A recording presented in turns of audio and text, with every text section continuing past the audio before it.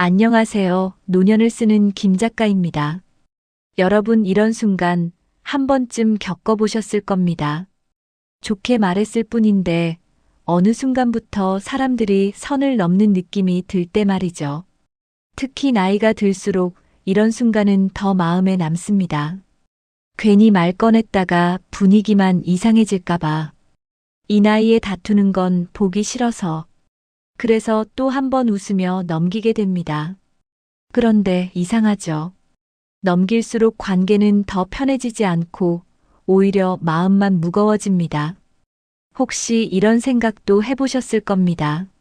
내가 너무 만만해 보이나? 내 말이 가볍게 들리는 걸까? 그 생각이 들기 시작하면 사람을 대하는 게 점점 조심스러워집니다. 말 한마디 꺼내기 전부터 마음이 먼저 다치게 됩니다.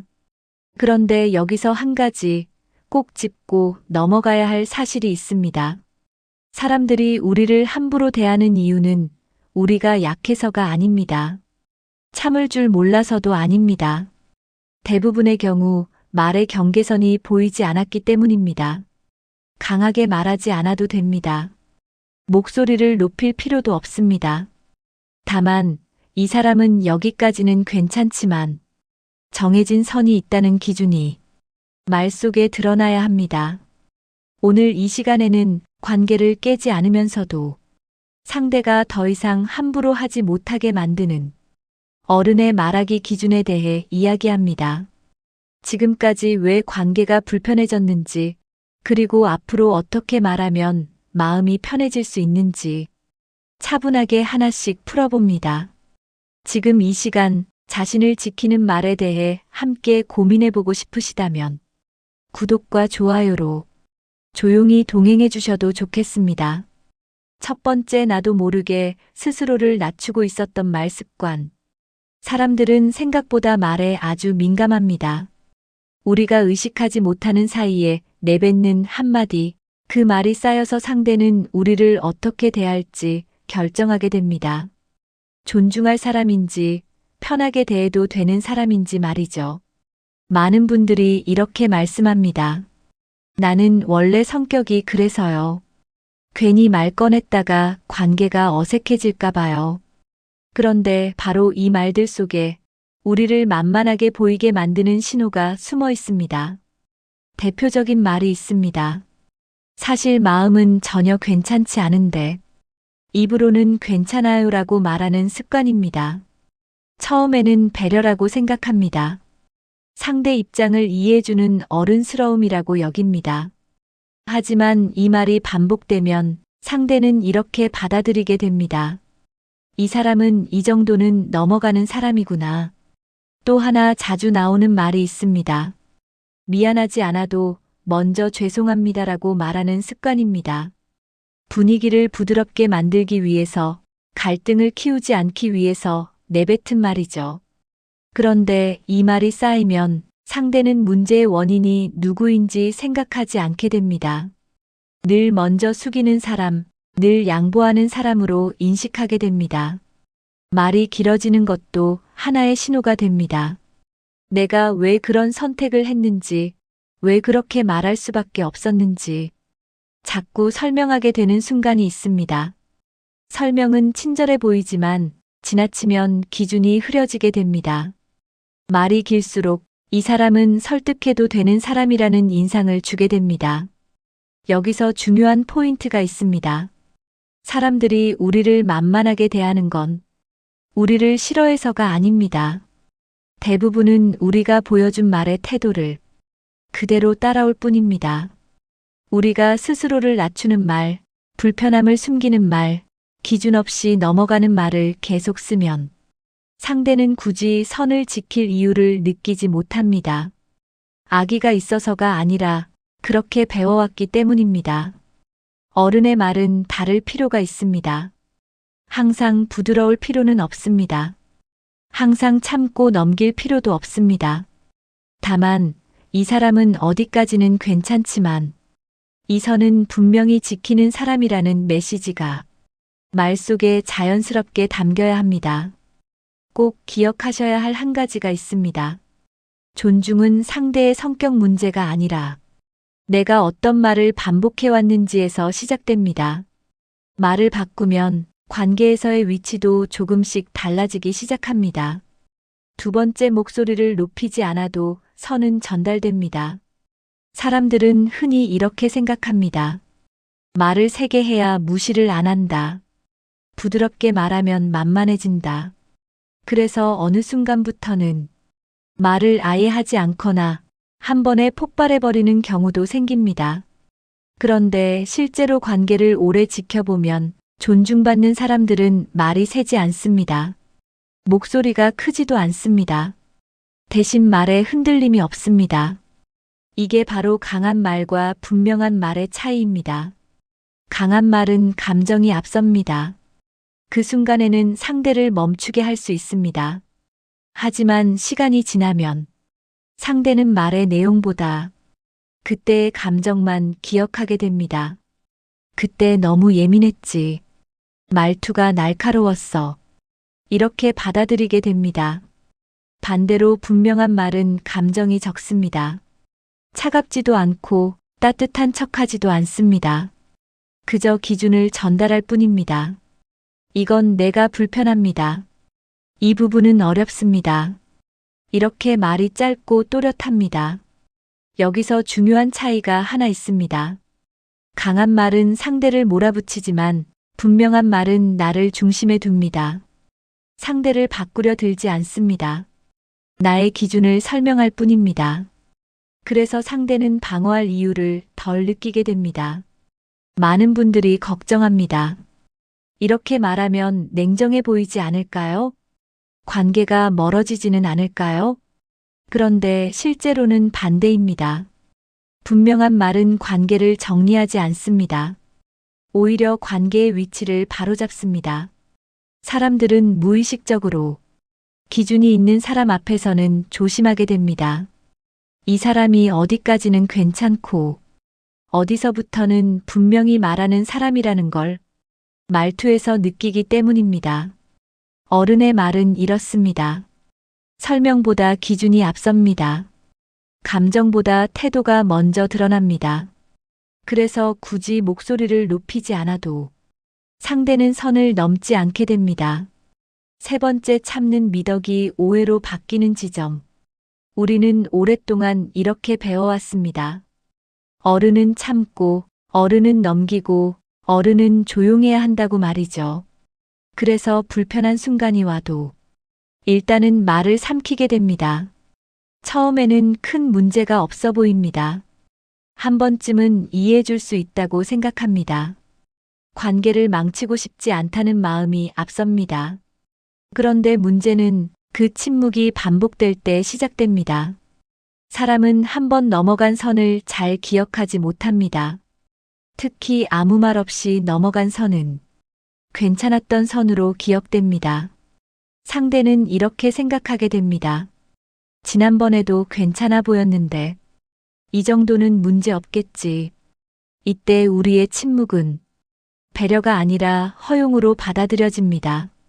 의도하지 않았지만 말하지 않았다는 이유만으로 기준이 낮게 설정됩니다.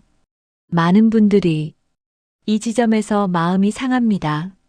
처음부터 이렇게 될 줄 알았으면 그때 말할 걸. 이런 후회가 남습니다.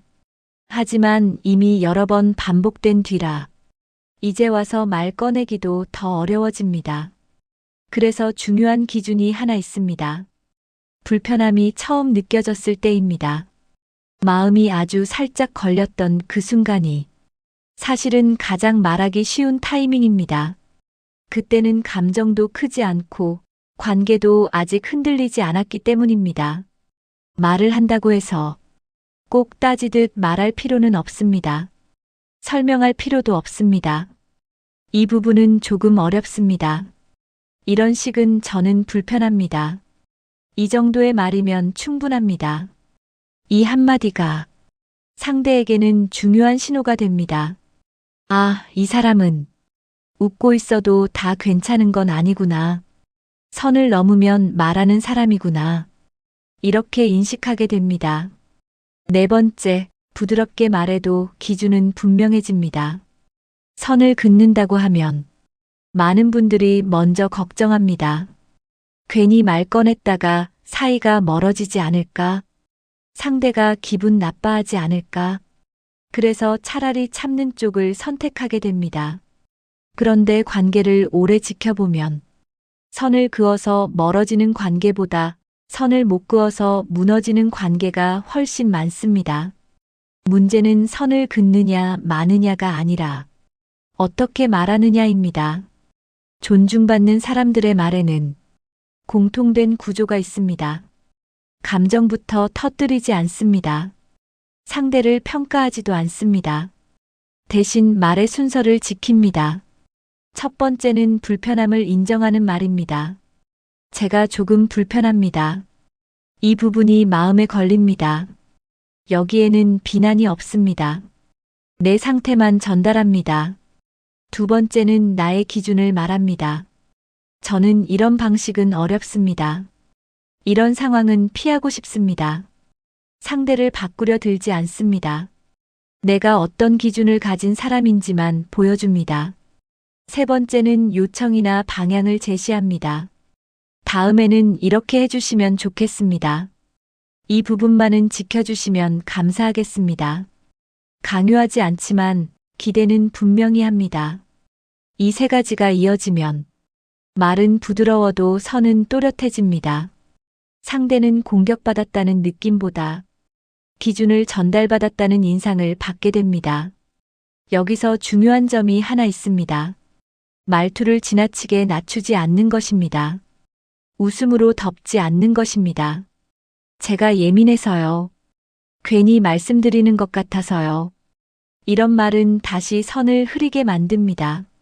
선을 긋는 말은 관계를 밀어내는 말이 아니라 관계를 오래가게 만드는 말입니다.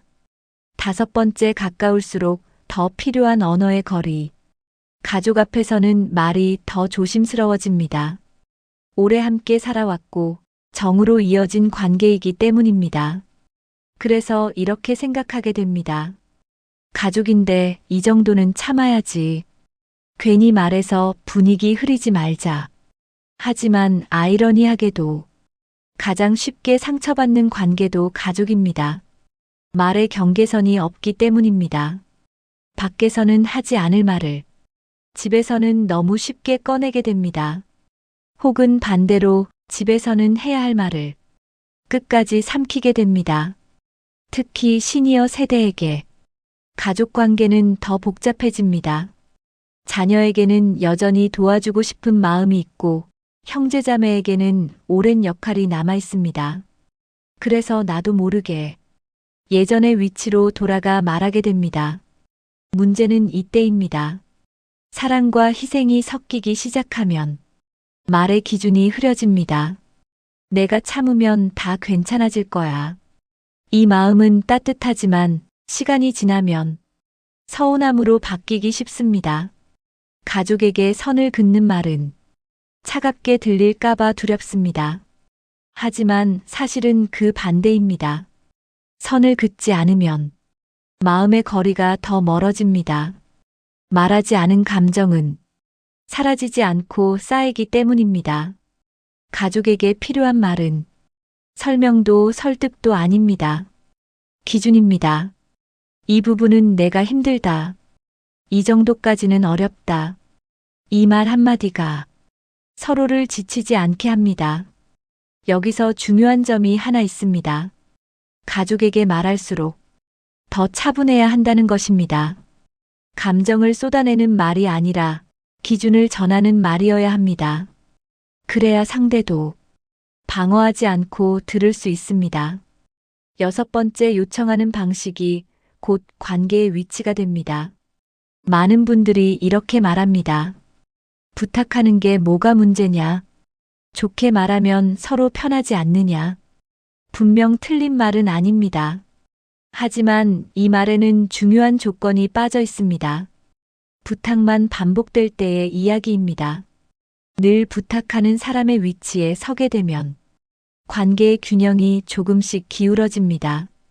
처음에는 상대도 고맙다고 말합니다. 하지만 시간이 지나면 그 부탁은 배려가 아니라 당연한 일처럼 받아들여집니다. 이때부터 말의 무게가 달라집니다. 부탁하는 말에는 선택권을 상대에게 모두 넘기는 구조가 숨어 있습니다. 괜찮으시면요. 혹시 가능하면요. 이 말들이 반복되면 상대는 이렇게 인식하게 됩니다. 이 사람은 거절해도 되는 사람이다. 이 사람의 기준은 중요하지 않다. 반대로 존중받는 요청은 다릅니다. 상대의 선택권을 존중하면서도 나의 기준은 분명히 담습니다. 이 부분은 이렇게 진행하고 싶습니다. 이 선까지는 꼭 지켜졌으면 합니다. 부탁이 아니라 합의를 제안하는 말입니다. 여기서 중요한 차이가 생깁니다. 부탁은 관계를 부드럽게 보이게 하지만 합의는 관계를 동등하게 만듭니다. 동등한 관계에서는 함부로 대하는 말이 줄어들게 됩니다. 시니어 세대에게 이 장면은 특히 자주 나타납니다. 도와주는 역할에 익숙하고 양보하는 자리에 오래 있었기 때문입니다. 그래서 나도 모르게 계속 낮은 자리에서 말하게 됩니다. 하지만 기억하셔야 합니다. 요청은 이기적인 행동이 아닙니다. 요청은 관계를 정리하는 언어입니다. 기준 없이 도와주기만 하면 관계는 고마움이 아니라 의존으로 흘러가게 됩니다. 7번째, 요청하는 방식이 곧 관계의 위치가 됩니다. 많은 분들이 이렇게 말합니다. 부탁하는 게 뭐가 문제냐? 좋게 말하면 서로 편하지 않느냐? 분명 틀린 말은 아닙니다.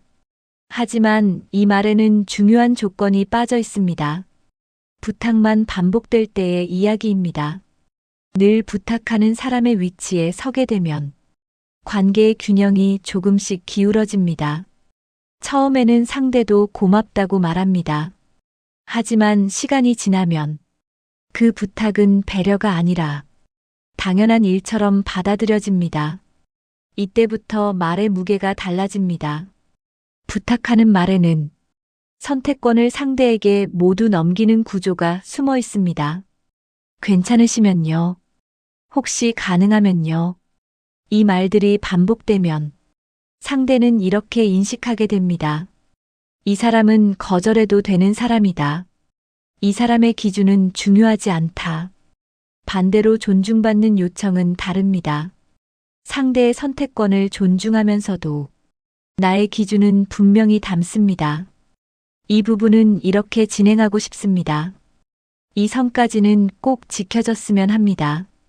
부탁이 아니라 합의를 제안하는 말입니다.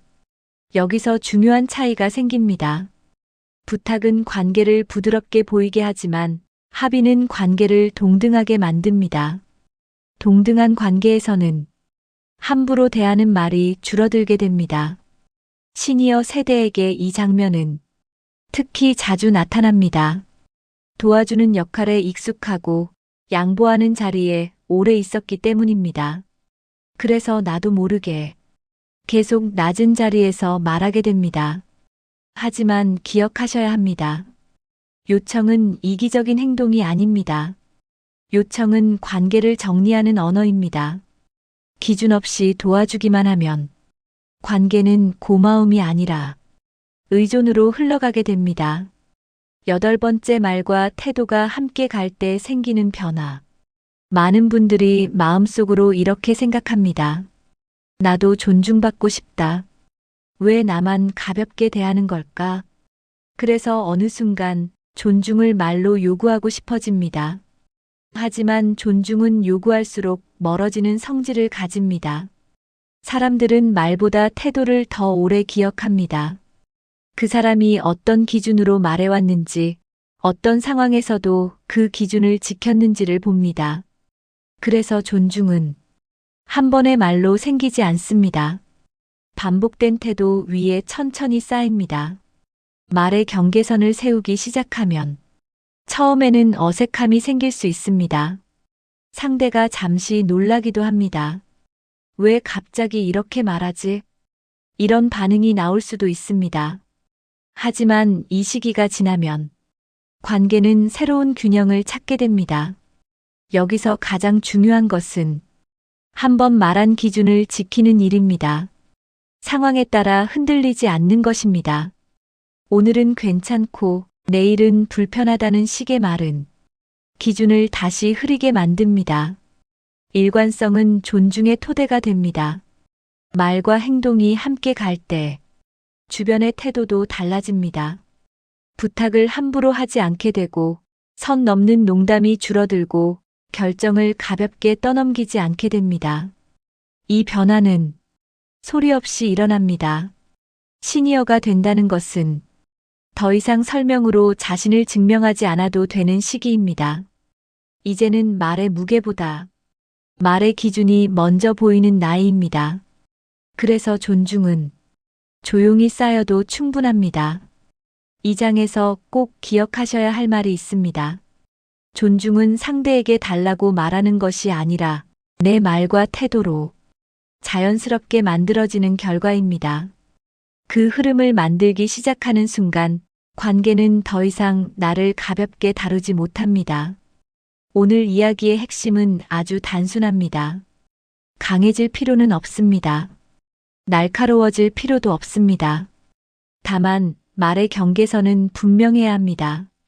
그동안 우리는 참는 것이 어른이라고 배워왔습니다. 넘기는 것이 관계를 지키는 일이라고 믿어왔습니다.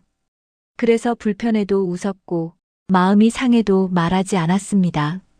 하지만 그렇게 쌓인 감정은 어느 날 갑자기 사라지지 않습니다.